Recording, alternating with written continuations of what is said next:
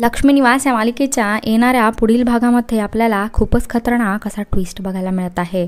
आपल्याला असं बघायला मिळतं आहे की गुणाजी आणि संपतराव गाडेपाटलांनी एक खूप मोठी सभा आयोजित केलेली असते आणि ज्या सभेमध्ये ते दोघांची युती जाहीर करणार आहेत आणि त्याचबरोबर गाडेपाटलांच्या घराण्याची सून कोण होणार आहे याचं नाव जाहीर करणार आहेत।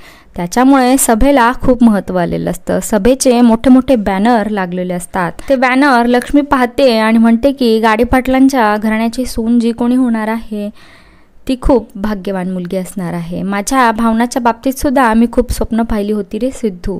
तेवढ्यात तिथं सिद्धू येतोय आणि लक्ष्मीचा हात हातात घेऊन म्हणतो की काकू तुम्ही काहीही काळजी करू नका, इकडे गाडेपाटलांच्या घराण्याच्या सुनेचं नाव जाहीर होण्या अगोदर मी भावनाजींच्या गळ्यात कोणी मंगळसूत्र टाकलं त्याला नक्की शोधून काढणार आहे आणि त्यामुळं तुम्ही भावनाजींची अजिबात काळजी करू नका, तुमचे सगळी स्वप्न नक्कीच पूर्ण होणार आहेत आणि ती सुद्धा लवकरच। हे ऐकल्यावर मात्र लक्ष्मीला खूप आनंद होतो। त्यानंतर लक्ष्मी प्रचंड चिडते आणि म्हणते की मग सिद्धू मी पण तुला वचन देते की ज्या माणसाने माझ्या भावनाच्या गळ्यात मंगळसूत्र टाकलं त्या माणसाच्या तोंडाला काळं फासून नाही त्याची धिंड काढली तर मी माझं नाव लक्ष्मी लावणार नाही। हे ऐकल्यावर मात्र सिद्धूला धक्का बसतोय।